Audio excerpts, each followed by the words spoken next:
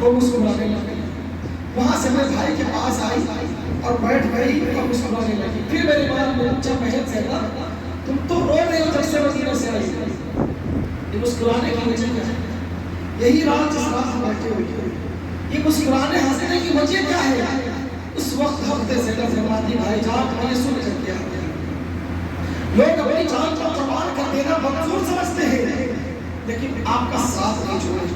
مجھے یہ خوشی ہے کہ یہاں پر کوفہ والوں کا گھر ہے, یہاں پر ان کے بچے ہیں, ان کے بیویاں ہیں, ان کے مکان ہیں, سب کچھ کھا پی رہے ہیں, لیکن نہ یہ ہمارے گھر کے ہیں نہ ہمارے خاندان کے ہیں, بس مدینہ کے ہیں. اور میرا ان کا رشتہ صرف ایک ہے کہ جو میرے نبی نے فرما دیا کل مومن کا چاہتے واحد, ہر مسلمان ایک باڈی کی طرح ہے. جس طریقے سے باڈی کے کسی ایک حصے کو تکلیف ہوتی ہے سارے حصے کو تکلیف ہوتی ہے, میرے نبی فرماتے ہیں کہ جو اس بات پر عمل کرے گا کربلا کے میدان میں تاریخ گواہ ہے کہ ان لوگوں نے کہا کہ اگر حضور کے بچوں پر کوئی مصیبت آئے گی پہلے ہم آنے بنائیں گے اس کے بعد حسین کو بنائیں گے. کیا فرماتے ہیں؟ پہلے ہماری جان جائے گی پھر حضور کے بچوں کی جان جائے گی. پہلے اپنی قربانی ہم پیش کریں گے تاکہ جب قیامت کا میدان ہو اور قیامت کے میدان میں سب اکٹھا ہو اور آج کی محفل سجی ہو, کربلا کا بیان ہو رہا ہو اور کربلا کے اس رات کے بارے میں جب میرے نبی نے قیامت کے میدان میں پوچھ لیا کہ بھائی تم بھی تو گئے تھے حسین کے ساتھ, اس وقت ہم کیا جواب دیں گے؟ یا رسول اللہ ہم ہمارے مدرسے کو چھوڑ کے بھاگ گئے بھائی کیا جواب دیں گے؟ انہوں نے یہ فخر محسوس یا گھمنڈ محسوس کیا کہ ہماری جان اور جنگوں میں نہیں شہید ہو رہی ہے, ہماری جان اور جنگوں میں نہیں جا رہی ہے, ہماری جان جا رہی ہے جو قریبین کے قدموں کے نیچے جا رہی ہے, کربلا کے میدان میں جا رہی ہے. جب اتنا سنتے ہیں میں زینب میری بتا رہی ہے تو میرے امام بھی مسکرانے لگے. میرا امام مسکراتا ہے. صبح فجر کا وقت ہوتا ہے, میرا امام اپنے بیٹے حضرت علی اکبر کو بلاتے ہیں اور کہتے ہیں کہ بیٹا فجر کا وقت ہو گیا ہے اذان. سوچئے یہاں لوگ کہہ دیتے ہیں کہ اسلام اور کفر کی جنگ تھی, کہتے اسلام اور کفر کی جنگ تھی. میں نے کل ہی بتایا, بہت سے ہی بتایا کہ اسلام اور کفر کی جنگ نہیں تھی, یہ سچے اور جھوٹے کی جنگ تھی, یہ حق اور ناحق کی جنگ تھی. اور حق اور ناحق کے لیے جو ناحق ہوگا وہ ظالم اور جابر ہوگا, جو حق پر ہوگا اسے ستایا جائے گا. میں نے قرآن سے ثابت کیا ہے کہ جو حق پر ہوگا اسے ستایا جائے گا, مانا جائے گا میرا امام حق پر تھا, انہیں ستایا گیا, پریشان کیا گیا. جب جس کو پریشان کیا جائے ستایا جائے, قرآن سے میں نے ثابت کیا اور وہ صبر کرنے کا اللہ فرماتا ہے ان اللہ مع الصابرین, اللہ اب صبر کرنے والوں کے ساتھ. میرے امام ہمارے بیٹے حضرت علی اکبر کو بلاتے ہیں اور کہتے ہیں اے علی اکبر فجر کی اذان. جب فجر کی اذان کی علی اکبر نے کیا, کربلا کے تپتے ہوئے صحرا میں آہ برپا ہو گئی, لوگوں کے سر قطار آنسو آ گئے کہ ایسا نہ ہو یہ اذان حضور کے نوازوں کی آخری اذان, یہ اذان علی اکبر کی آخری اذان ہے. جب اذان ہوئی تو پھر وہی شخص جس نے امام حسین کا راستہ روکا تھا ہو آتے ہیں اور کہتے ہیں اے امام حسین اگر آپ اجازت دے دو تو ہم آپ کے پیچھے نماز پڑھ دیں. کیا فرماتے ہیں اگر آپ اجازت دے دو؟ ابھی نماز فوراً جب شروع کر دی ہے, کیا کہتے ہیں امام حسین اگر آپ اجازت دو تو ہم آپ کے پیچھے نماز پڑھ لیں. میرے امام امام حجت کے لیے خطبہ دیتے ہیں, چند باتیں کہتے ہیں جیسے میں کہہ رہا ہوں. میرے امام نے فرمایا یہ بتاؤ کیا میں اپنی مرضی سے پیچھے آیا ہوں؟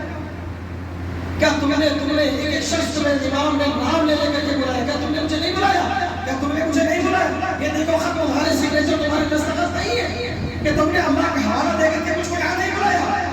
میرے امام کو 150 خطوط کا جھولا پلٹ کر بتاتے کہ دیکھو کوفہ والوں اس میں بڑے بڑے پورا کے سرداروں کے نام ہے تو تم نے مجھے دستخط کر کے بلایا. اللہ میرا امام یہ حجت کے لیے بناتے ہیں. بتاؤ میں نے تمہارا کیا بگاڑا؟ کیوں امام حسین کی جان کے پیسے ہو؟ اس لیے کہ حسین اہل دین ہے, حسین شخص کا نام نہیں ہے, حسین دین کا نام ہے. میری امام کی باتوں پر میں نے بتایا نا فی قلوبہم مرض فزادہم اللہ مرضا, ان کے دلوں میں ٹھان لیا تھا کہ حسین کو شہید کرنا ہے, پھر اللہ نے ان کے دل میں ایسی مہر لگا دی اب وہ کچھ کہو نیک بات ان کے دل پر اللہ نے ایسے مہر لگا دی کہ امام حسین جو کچھ بھی کہے ان کے دل میں اثر نہیں کرتا، لیکن وہ جانتے تھے کہ حضور کے نواسے ہیں، وہ جانتے تھے کہ اس امید زمین پر حسین سے پڑھ کر کوئی ہے نہیں جس کے پیچھے نماز ہماری زیادہ مقبول ہو جائے۔ وہ آتے اور کہتے ہیں کہ اگر آپ مجھے اجازت دیں تو آپ کے پیچھے ہم نماز پڑھ دیں، تو میرے امام نے فرمایا نماز پڑھ۔ لوگوں نے نماز پڑھی، صبح کا نقارہ بجتا ہے، اور جب نقارہ بجتا ہے تو وہی پھر ہو جاتے ہیں لوگوں کے پاس، پھر پوچھتے ہیں مشورہ کہ کیا ہے صحیح میں سے امام حسین سے لڑائی کرنا ہے؟ کیا پوچھتے ہیں کہ حقیقت میں ان سے لڑائی کرنا ہے؟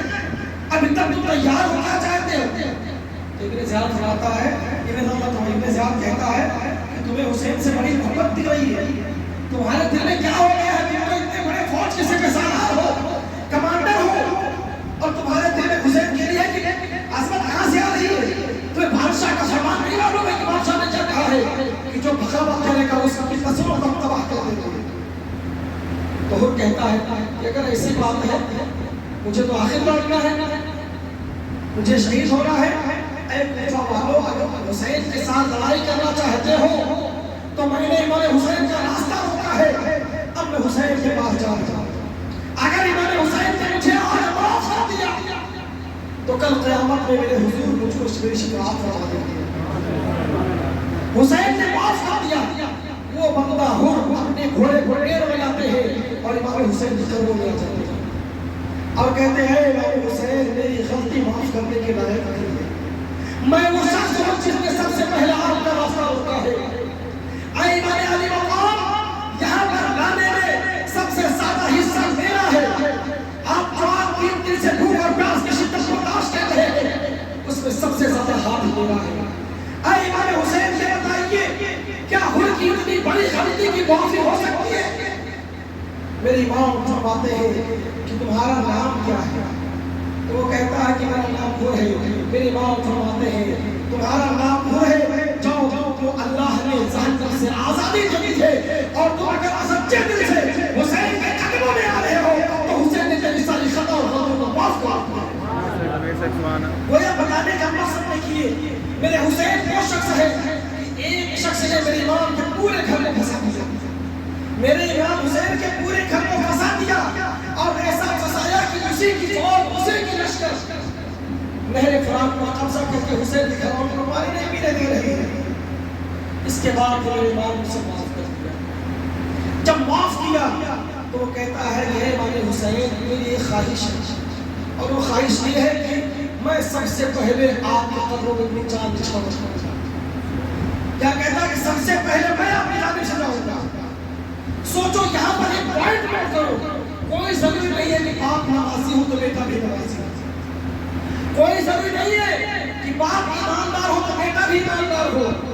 آپ نے دیکھا یزید نارمل آدمی کے نارمل آدمی کا بیٹا نہیں ہے، یزید حضرت امیر معاویہ رضی اللہ تعالیٰ عنہ کا بیٹا ہے، جس یزید نے امام حسین کو قتل کرایا۔ اور جب لشکر تیار ہوئی نکارے بچ گئے، اور جس شخص نے سب سے پہلا تیر امام حسین کو مارا اور مارنے کے بعد اعلان کیا کہ اے کربلا کوفہ والو یاد رکھو اور دیکھ لو سب سے پہلے تیر میں نے چلایا ہے، اس شخص کو یاد نہیں کرنا بس وہ بھی کسی عام آدمی کا بیٹا نہیں ہے، وہ کسی عام آدمی کا بیٹا نہیں ہے، وہ ہے ابن سعد یعنی حضرت سعد رضی اللہ تعالی عنہ کا بیٹا ہے۔ حضرت سعد وہ شخص ہے پوری تاریخ کا مطالعہ کرا ہوا، میرے نبی نے کسی صحابی کو نہیں کہا ہے کہ تم پر میرے ماں باپ کا بات ہے، یہ تو ہم کہتے ہیں یا رسول اللہ علیہ السلام فداک عمری و ابی، میرے ماں باپ آپ کے ہاتھ قدموں پہ قربان ہو، لیکن میرے نبی نے ایک شخص کو ایسا کہا ہے کہ اے سعد تمہارے اوپر میرے ماں باپ قربان ہو، میرے نبی نے سعد سے کہا۔ اب سوچئے جس کو نبی نے فرمایا اس کی کوالٹی کیا ہے؟ سعد اس شخص کا نام ہے کہ جب یہ احد میں جب میرے نبی کو کافروں نے چاروں طرف سے گھیر لیا، وہ سعد تنہا آتے ہیں اور حضور کے سامنے کھڑے ہو جاتے ہیں۔ اب جتنے تیر آتے ہیں وہ سعد کے سینے میں لگتے ہیں، جتنے تیر آتے ہیں جتنے بھالے آتے ہیں، سعد فرماتے ہیں یا رسول اللہ علیہ السلام جب تک سعد زندہ ہے کوئی میرے نبی کے بال میں طاقت نہیں کر سکتا۔